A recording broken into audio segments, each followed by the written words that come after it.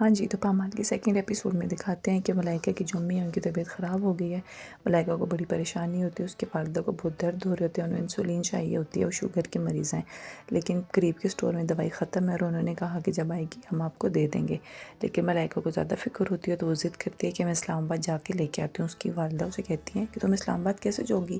تو وہ کہتی ہے کہ میں اپنی کزن کے ساتھ گئی تھی اپنی کہانی دینے کے لیے، تو مجھے راستہ پتہ ہے۔ وہ ساتھ والے آنٹی کے گھر جاتی ہے اور ان کو کہتی ہے کہ میری امی کا خیال کرنا۔ وہ منع کر دیتی ہیں کہ میرا اپنا کام ہے، لیکن ان کے ہسبینڈ کہتے ہیں کہ تم چلی جاؤ، تو وہ مان جاتی ہیں۔ ملائکہ اسی طرح اسلام آباد پہنچ جاتی ہے بس کے ذریعے، کیونکہ اس کے پاس مری سے اسلام آباد جانے کا اور کوئی راستہ نہیں ہوتا۔ بس اسٹاپ پہ پہنچ کے وہ ادھر ادھر دیکھتی ہے کہ میں آگے کیسے جاؤں گی، تو اس کو وہیں پہ ایک ٹیکسی والا نظر آتا ہے، وہ اس کے ساتھ ٹیکسی کر کے چل پڑتی ہے آگے اسلام آباد اپنی امی کی دوائی لینے کے لیے۔ جیسی وہ ٹیکسی میں بیٹھتی ہے اس کو خیال آتا ہے کہ میں نے تو پبلشر کو ادھر ہی کہیں اپنی کہانی دی تھی، تو اس سے بھی جاتے جاتے پتہ کر لیتی ہوں کہ میری کہانی کا کیا بنا۔ تو وہ ڈرائیور کو کہتی ہے تم یہاں پہ مجھے اتار دو، میں جا کے اپنا کام کروں۔ وہ اندر جاتی ہے، جا کے پبلشر سے پوچھتی ہے تو وہ اس کی کہانی ڈھونڈنا شروع کر دیتا ہے۔ وہاں سے جا کے پتہ چلتا ہے کہ اس کی کہانی تو جوں کی توں پڑھی ہے، کسی نے اس کی کہانی نہ پڑھی ہے اور نہ دیکھی۔ اس کو بہت غصہ آتا ہے، اسے بہت برا لگتا ہے، وہ فیل کرتی ہے کہ یہ میری کہانی کے ساتھ اتنا برا سلوک ہوا ہے۔ اس کا بہت ہی موڈ خراب ہو جاتا ہے۔ وہاں سے وہ اپنی کہانی لیتی ہے اور اس کو باتیں سناتی ہوئی باہر نکل جاتی ہے۔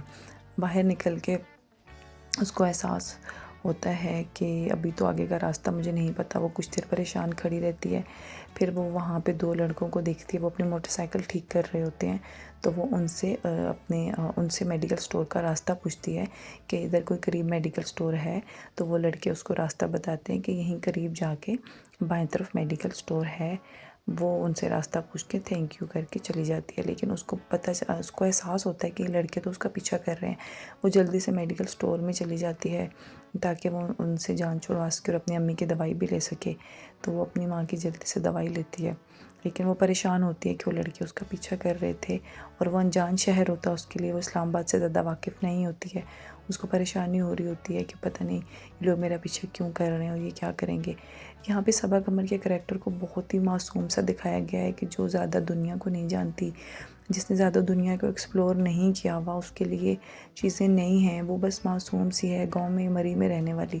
خیر وہ میڈیکل سٹور سے نکلتی ہے اور وہ ان لڑکوں کو دیکھ رہی ہوتی ہے، وہ چلے گئے کہ نہیں، تو ایک گاڑی ریورس ہو رہی ہوتی ہے جس کے ساتھ اس کی ٹکر ہو جاتی ہے، تو گاڑی سے نکلتا ہے ڈرامے کا ہیرو۔ یہیں پہ اصل سٹوری سٹارٹ ہو جاتی ہے۔ ڈرامے کا ہیرو ہے رضا۔ رضا اس سے پوچھتا ہے کہ آپ کو چوٹ تو نہیں لگی؟ وہ بتاتی ہے مجھے چوٹ نہیں لگی، میں پریشان ہوں کیونکہ میرا پیچھا دو لڑکے کر رہے تھے۔ وہ پوچھتا ہے کیوں کر رہے تھے؟ تو وہ بتاتی ہے کہ میں نے ان سے میڈیکل سٹور کا راستہ پوچھا تھا تو وہ میرے پیچھے لگ گئے۔ یہاں سے وہ اس کو آفر کرتا ہے کہ آؤ میں آپ نے جہاں جانا ہے چھوڑ دیتا ہوں، تو وہ اسے بتاتی ہے میں تو مری میں رہتی ہوں، آپ مجھے بس سٹینڈ پہ چھوڑ دیں۔ بیچ میں دکھایا گیا کہ صبا قمر جہاں اپنی سٹوری انٹرویو میں سنا رہی ہیں، وہ والا سین آتا ہے، وہ ان کو بتا رہی ہوتی ہے کہ میری سٹوری کس طرح سٹارٹ ہوئی تھی، اور وہ انٹرویو کرنے والی پوچھتی ہے کہ کیا آپ کو انجان پہ بھروسہ کرنا چاہیے تھا؟ تو وہ کہتی ہے کرنا تو نہیں چاہیے تھا، لیکن اس ٹائم مجھے کچھ سمجھ نہیں آئی، مجھے اسی کا ہاتھ نظر آیا تو میں نے تھام لیا۔ اچھا جی، ملائکہ کو وہ لفٹ دے دیتا ہے اور وہ اس کو کہتا ہے کہ میں آپ کو مری چھوڑ سکتا ہوں، اگر آپ چاہیں تو میں آپ کو سیفلی چھوڑوں گا۔ اس ٹائم کیونکہ ملائکہ کو کچھ سمجھ نہیں آ رہی ہوتی، رضا کے علاوہ اس کے پاس کوئی آپشن نہیں ہوتا، تو وہ اس کے ساتھ جانے پہ راضی ہو جاتی ہے۔ وہ اس کو مری چھوڑ دیتا ہے، وہ جلدی سے اپنے گھر کے پاس اترتی ہے اور بھاگ کے اندر چلی جاتی ہے، اور تاکہ وہ کوشش کرتی ہے وہ اندر نہ آئے، لیکن اس جلدی میں اپنی دوائیاں چھوڑ جاتی ہے، اپنی کہانی پہ بیر چھوڑ جاتی ہے۔ رضا دوائی کے شاپ پر دیکھتا ہے، اس میں چھپ کر کے اپنا وزٹنگ کارڈ ڈال دیتا ہے کچھ سوچ کر، اور اس کے گھر دوائی دینے جاتا ہے۔ اس کو اپنے گھر کے دروازے پہ دیکھ کے ملائکہ بہت زیادہ پریشان ہو جاتی ہے اور وہ اس کو جلدی جلدی ٹال کے دوائی لے کے اس کو بھیجنے کی کوشش کرتی ہے۔ ملائکہ یہ سوچتی ہے کہ میری امی اور گھر میں موجود جو خالہ ہے پڑوسن، انہیں پتہ چل گیا تو وہ کیا سوچیں گے کہ میں کس کے ساتھ آئی۔ خیر وہ اپنی ماں کو انسولین لگاتی ہے، خالہ اس سے پوچھتی ہیں کہ وہ کون تھا، تو وہ ٹال دیتی ہے کہ کوئی نہیں تھا۔ پھر وہ اپنی ماں کو بتا دیتی ہے کہ اس طرح میں گئی، میرے پیچھے لڑکے میرا پیچھا کر رہے تھے، تو یہ بندہ مجھے نظر آیا، میں اس کی گاڑی سے ٹکرا گئی، اس نے میری ہیلپ کی۔ مین وائل اسی طرح رضا اپنے گھر پہنچ جاتا ہے اور گھر والے اس سے دوبارہ اس کی شادی کے ٹاپک پہ ہی بات کر رہے ہوتے ہیں کہ اس کو محمل کی کال آ جاتی ہے اور محمل اسے شام کو کسی فنکشن میں آنے کا کہتی ہے اور وہ انکار کر دیتا ہے، اور وہ اپنے گھر والوں کو بتا دیتا ہے کہ مجھے محمل سے شادی نہیں کرنی، مجھے کوئی اور پسند ہے۔ تو گھر والے کہتے ہیں کہ تم اس سے خود ہی ملتے رہو گے یا ہمیں بھی ملواؤ گے؟ تو وہ اپنے بھابھی اور بھائی کو بتا دیتا ہے کہ اس طرح مری میں رہنے والی ایک لڑکی ہے اور مجھے اس کے ساتھ شادی کرنی ہے۔ تو وہ اسے کہتے ہیں تمہیں اس کا نام پتہ ہے، اس کے گھر والے کیا کرتے ہیں، اسے کچھ بھی پتہ نہیں ہوتا، بس اس کو اتنا پتہ ہوتا ہے کہ وہ مری میں رہتی ہے اور وہ لڑکی بہت پیاری، بہت اچھی کہانیاں لکھتی ہے۔ ادھر دوسری طرف ملائکہ کی والدہ اسے اس لڑکے کے بارے میں پوچھنے کی کوشش کرتی ہیں اور وہ کہتی ہے مجھے پتہ ہے تم اس لڑکے کے بارے میں ہی سوچ رہی ہو، تو وہ اپنی ماں کو ٹالتی ہے۔ پھر اسے اچانک خیال آتا ہے کہ میری کہانی مجھے نہیں مل رہی، وہ کہاں گئی، ماں سے باتوں میں اس کو احساس ہوتا ہے، تو جا کے جلدی سے دوائیوں کی شاپ پر اور ادھر جو چیزیں دکھتی ہے تو اس کو وہاں پہ اس کا وزٹنگ کارڈ ملتا ہے اور اس کو عجیب سی خوشی کا احساس ہوتا ہے۔ دوسری طرف اس کی جو کہانی ہے وہ رضا اپنے ساتھ لے جاتا ہے اور وہ گھر جا کے ملائکہ کی کہانی جب پڑھنی شروع کرتا ہے تو اس کو احساس ہوتا ہے کہ یہ کہانی تو میرے بھی لکھی گئی ہے، اس کو تو کسی میرے جیسے ہی انسان کی تلاش ہے جو بچپن سے اپنے کھلونے سنبھال کے رکھتا ہے، اپنی ساری چیزیں سنبھالتا ہے، کوئی چیز پھینکتا نہیں ہے، اور وہ بہت ہی کوئی خوبصورت پرسنالٹی کا مالک ہے، ایروگینٹ ہے۔ وہ جب یہ ساری چیزیں پڑھتا ہے تو مسکراتا ہے، اس کا دھیان ملائکہ کی طرف چلا جاتا ہے۔ ملائکہ دوسری طرف فون پہ اپنے کزن سے بات کر رہی ہے، اسے پوچھ رہی ہے کہ وہ کب آئے گا، اور کزن اسے پوچھتا ہے کہ تمہیں کوئی چیز تو نہیں چاہیے، اور وہ وہاں سے ملائکہ کے لیے انگوٹھیاں اور کچھ چیزیں دیکھنا شروع کر دیتا ہے۔ دوسری طرف رضا وہی کہانی پڑھتے پڑھتے سو جاتا ہے، اس کو احساس ہی نہیں ہوتا کہ وہ کب سو گیا۔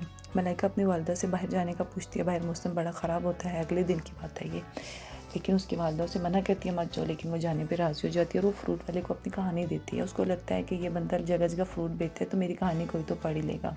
وہ اتنی معصومیت سے اسے کہتی ہے کہ کوئی تو میری کہانی پڑھ ہی لے گا اور ایک دن میں بہت بڑی آرٹسٹ بنوں گی۔ اتنے بارش سٹارٹ ہو جاتی ہے اور ملائکہ کی سہیلیاں گھر بھاگ جاتی ہیں، ملائکہ بارش کو انجوائے کر رہی ہوتی ہے، اس کو پتہ ہی نہیں چلتا کہ رضا وہاں پہنچ جاتا ہے اور وہ چھپ کے اس کو دیکھ رہا ہوتا ہے۔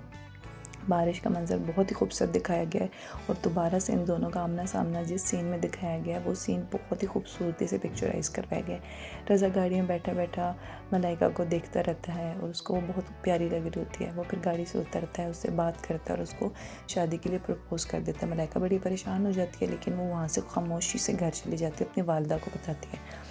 اس کی والدہ کہتی ہے کہ تمہیں وہ ایک دن ملا کہ تجھے شادی کی پیشکش کر دی، تو وہ کہتی ہے ہاں، اس سے پہلے سے میں نہیں جانتی تھی۔ دوسری طرف رضا اپنے گھر والوں کو اس کے گھر پرپوزل لے کے جانے کا کہہ دیتے ہیں۔ ملائکہ اس کی سوچوں میں ڈوبی ہوئی ہوتی ہے کہ اس کی والدہ اس کی اس بات کو بے وقوفی سمجھتی ہیں اور اس کو کہتی ہیں کہ سو جاؤ، لیکن ملائکہ اپنی ماں کو بتاتی ہے کہ میری آج تک کبھی کسی نے تعریف نہیں کی، لیکن میری کہانیوں کی میری اس نے تعریف کی ہے۔